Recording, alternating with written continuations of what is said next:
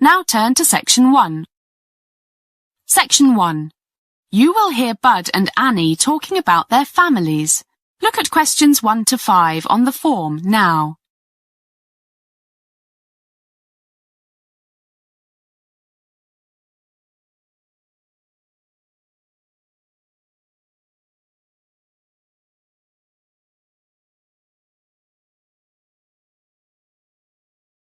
Now we shall begin. You should answer the questions as you listen because you will not hear the recording a second time. First, you have another chance to look at questions 1 to 5.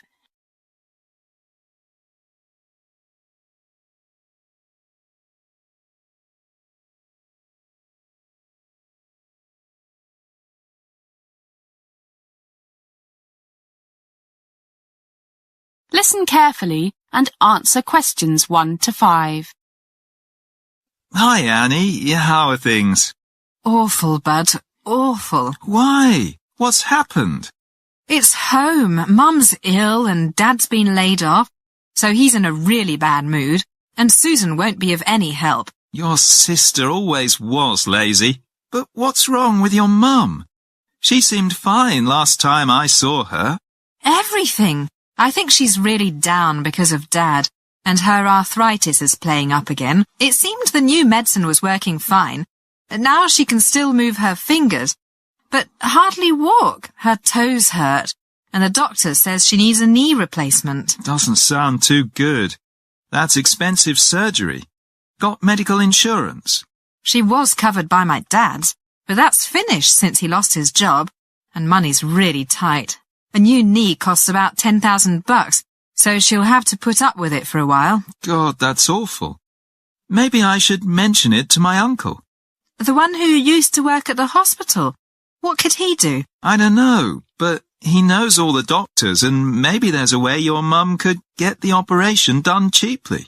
It'll have to be really cheap, because they're having a problem paying the mortgage. And my sister won't help out. She's so selfish. Well, I'll give a try. But what's this problem with your sister? Since she won that beauty competition, she thinks she's been acting so high and mighty. Won't even help Mum with the housework. Look at questions 6 to 10.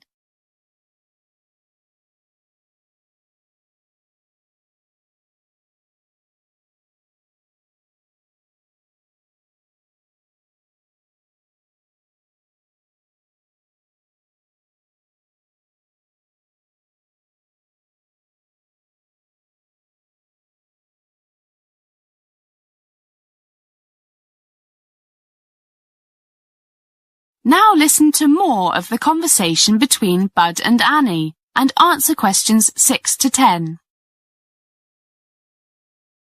Won't help your mum? No, spends all her time in front of the mirror, trying on different lipsticks. Sounds like my cousin. You know her, I think, Marianne, that works at the Holiday Inn. Yeah, I met her at your party, but she seemed very nice. She is till you get to know her. Miss Charming. But she's really conceited, especially since she got promoted. Always putting people down. What about your dad's company? Do you think he might have some work for my dad? Part-time, anything? He just got this big contract for the new supermarket, so he might be looking for some people. And I know he likes your dad, but all his workers have to be Steelworkers Union members. I think Dad's kept his membership up. I'll ask him. Let me know, and I'll check with Dad when he gets back from France. France? Yeah, he took Mum there as a 25th wedding anniversary present. Gosh, it's 5:30. I'm late for work. Gotta fly. See you, Bud. See you. That is the end of Section 1. You now have some time to check your answers.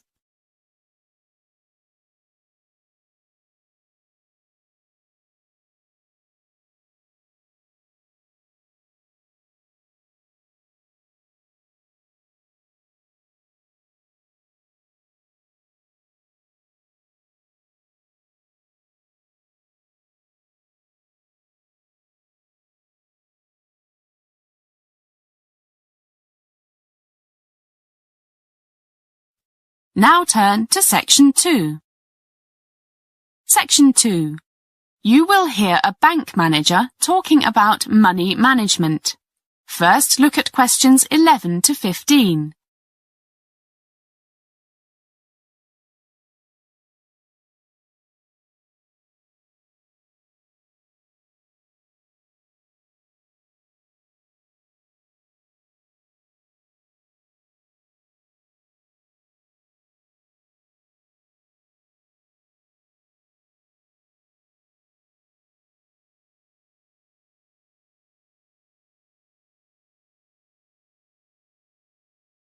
As you listen to the first part of the talk, answer questions 11 to 15.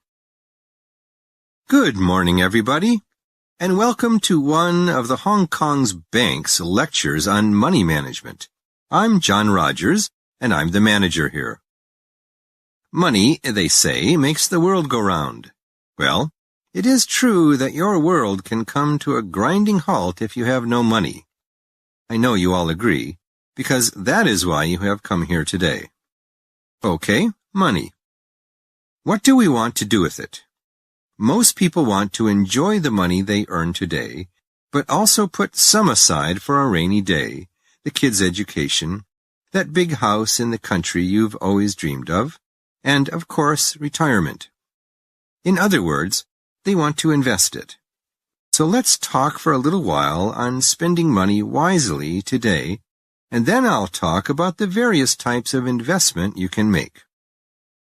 The first question is, how much of your income should you enjoy spending today, and how much should you save for the future? And the answer is different for different people. It depends on things like age, your health, how many children you have, etc. Well, my initial answer is, write out a budget for the necessities: food, rent, mortgage, and loan payments, clothing, health insurance, things like that. When most people do this, they say to themselves, "My goodness, I really only need to spend £1,500 a month. So how come I always spend nearly $2,500? My mother used to tell me, look after the pennies and the pounds will look after themselves." What to do? Discipline. I suggest you take out the cash you need every week from the bank and keep a record of what you buy with your credit card.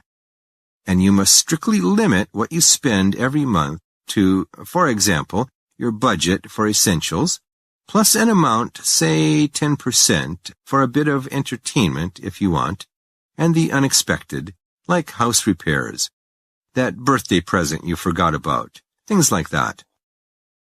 If after 3 weeks you find that you have nearly spent your budget for the month, then stay at home for a week.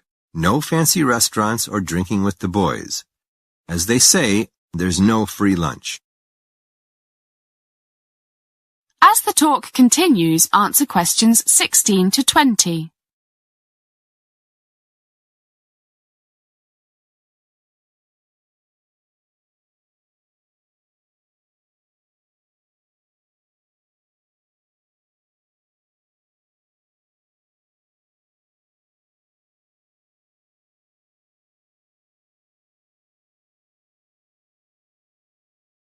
Okay, so what do you do with the money you don't spend?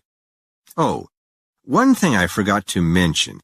It's a good idea to always have some money in a current deposit at the bank in case of big surprises. Say 1,000 or so. Don't be tempted to use your credit card unless you absolutely have to. And get that safety cushion back in the bank as soon as you can. Right. So, what should you invest in? The list is endless. Real estate, stocks and shares, equity funds. Did I hear someone say gambling? Well, if you have a crystal ball, maybe. The government lottery? Someone once described it as a voluntary tax on fools. But I must admit I spend £1 or £2 on it every week, but no more. It brings a little bit of excitement into my life, even though I know I have a better chance of being struck by lightning than winning. Okay, Let's start off with a basic principle. In general, the higher the potential for making a fortune by buying shares of a particular company, the one you have been told will be the next IBM in 3 weeks, the higher the risk. We've all heard about the dot-com bubble of several years ago. Some people made a fortune, but they got out before the market crashed. The majority of investors lost their shirts. Another basic principle, the balanced portfolio. A balanced portfolio means you have investments in a variety of things, from low-risk but low-return things to things like blue-chip stocks that are somewhat less predictable, but which will probably provide steady, if not spectacular, returns for years, to the riskiest of all, venture capital, where success could increase the value of your investment 100-fold, or failure could wipe it out. Well, why don't we break for a coffee now? Then I will talk about the most common form of share ownership, common stock, which makes you become a part owner of the company itself, with voting rights and entitlement to dividend distribution if there is one. That is the end of section 2. You now have some time to check your answers.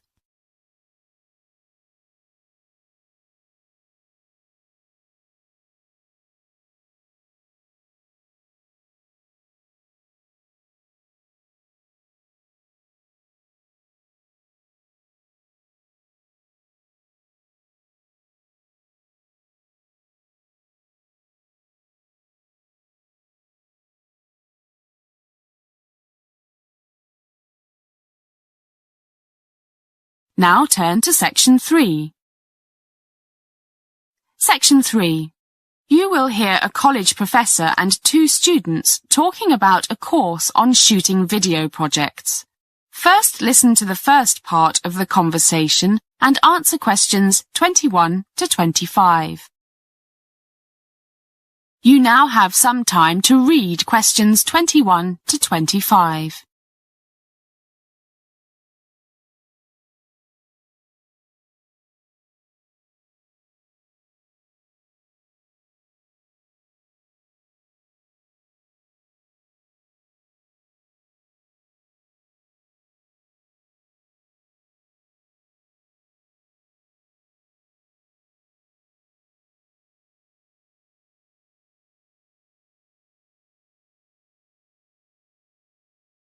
Hi guys.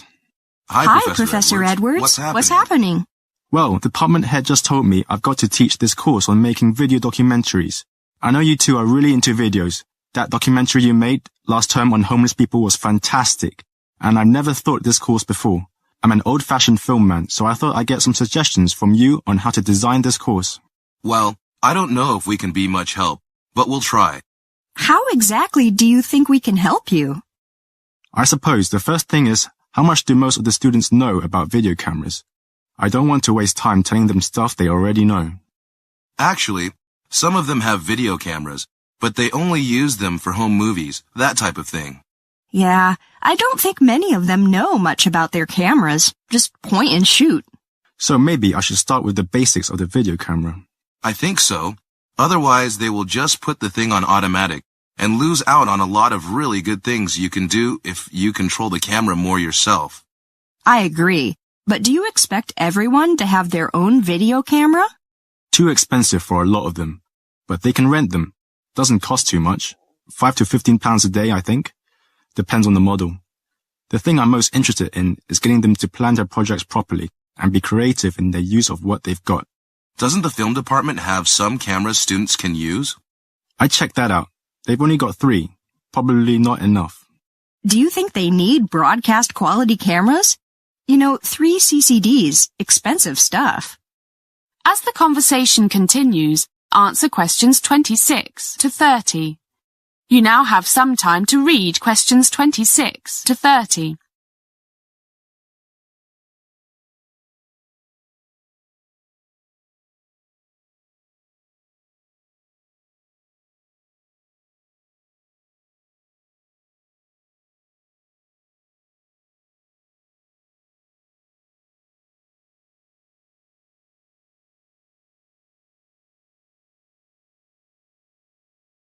No need, single CCD, a bit of zoom, wide angle for indoor stuff and scenery. Basic functions will do. You mean camera angles, shooting from interesting positions, creative lighting, that sort of thing. Kind of. But that's much the same as you teach in your film courses. Guess you're right. But I want to think of things you can do with a video camera that you can't do with a film camera. Aha, secret shooting. Much easier to film people without their knowing with a tiny video camera than it is with a big film camera. Make a little hole in your pocket and off you go. And if you're not happy with something, you just erase it and do it again, if you can. Good point. But there's a question of privacy here. Is it fair to film people without their knowing? Unless you're a cop or something. I suppose it's not. But it's often the only way to get what you want. I don't worry about these things. I just want to make good movies. Can't always do that if people know you're filming them. Well, I've never been taken to court for filming people without their knowing. But I agree, sometimes you have to. That is the end of section 3. You now have half a minute to check your answers.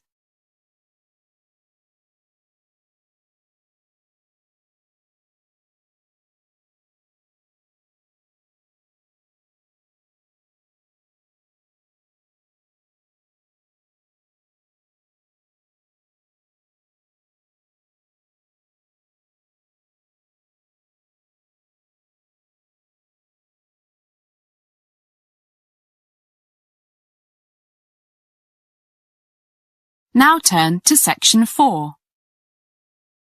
Section 4.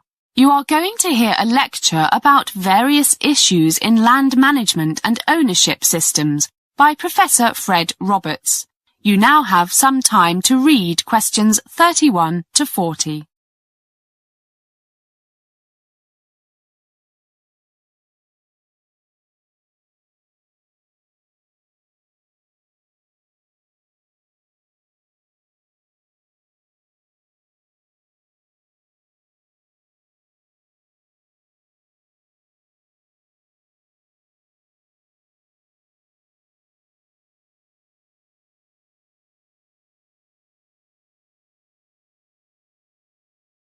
Good morning, everyone. Good to see you all looking so full of energy. Today I'm going to give an overview of some general principles and issues relating to land management and ownership. Very important. If we look at history, it seems that much of it concerns conflict over religion, economic power and land. Often all three factors are involved together. The first question one asks when talking about land is, who owns it? What you can do with land you own depends on one's political views. A far-right conservative may say ownership is the socially supported power to do what you want with the land you own, with no control by government as long as what you do with it doesn't hurt others. You can imagine how different factions interpret hurt others. By contrast, the political left, socialists and, more to the left, communists say land ownership, private land ownership that is the root cause of much injustice in the world, and that the social protection of private land ownership can result in tyranny and oppression. They therefore argue for state, public and cooperative forms of land ownership. I would mention here that most of us take for granted the idea that everything must be owned by a person, people or an organization. But some societies, notably some native North American tribes, seem to have no concept of personal ownership. It was normal for them simply to take anything they needed and for others to take it from them if they needed it. When European settlers came, the Indians behaved as usual, which led the Europeans to seeing them as thieves. But the European settlers grabbed the Native Americans' land, their most important possession. So who were the real thieves? However, in this day and age, it would be futile to think of getting rid of the concept of ownership. But let me return to land ownership. It's a complex issue. For example, should the owner have exclusive control over the rights of way, like traditional footpaths, or the migration routes of wild animals, or the ecologically important wetlands? Should the owner be allowed to destroy the whole lot by building expensive houses everywhere? Or what if the owner discovers hidden treasure that once belonged to the royal family? All such things raise questions of the rights of the owner as opposed to the rights of others, including animals, perhaps. Clearly, divergent views on such questions are a constant source of argument. What did the classical economists say about land ownership? Their positions were often rather ambiguous. Many of them seemed to consider it a necessary evil, and argued that it could not be defended if there was not some obligation to keep and improve the land. This is the concept of stewardship, that the land must be kept in good condition for future generations. But what if the owners were good stewards of their vast estates, but millions were going hungry? The Marxist answer was, and still is, land reform as a means of social justice. And in the 20th century, I mentioned ecological issues just now. Other reasons for legally restricting the rights of landowners have emerged. You can't cut the trees down because it would cause soil erosion that can spoil rivers hundreds of miles away. Pollution, the need to protect biodiversity, things that reduce the level of what we called nature's services to the general public. All have led to more restrictions on landowners' rights, at least in some countries, especially Europe. At the same time, property taxes have steadily increased to pay for essential services offered by the state or local government, such as firefighting. As these threats to the health of our planet get more serious, some people have argued that the ownership of natural capital, forests, wetlands, etc., will more and more be controlled by communal and not by private bodies. For example, the use by multinational companies of native plant varieties for modified crops and new drugs, plants that they seldom paid for in the past, are now increasingly recognized as belonging to the cultures or ecosystems from which they originated. But it seems to me that having the land and its flora and fauna owned by governments is no guarantee that they'll be used wisely, rather than for short-term profit. The evidence is that local ownership protected by law is usually the best answer. Okay, it will soon be time for a break, but before we have our coffee, I will give the answers to the two questions I asked you last time. What are the differences between leasehold and freehold? Essentially, the former allows possession for a limited time, while the latter is a special right granting the full use of real estate for an indeterminate time. In this country, most houses are sold with the land and the house itself freehold, whereas many flats are sold with a lease which was issued by the freeholder to the original leaseholder. The flat is then effectively owned by the leaseholder for an agreed number of years. That is the end of section 4.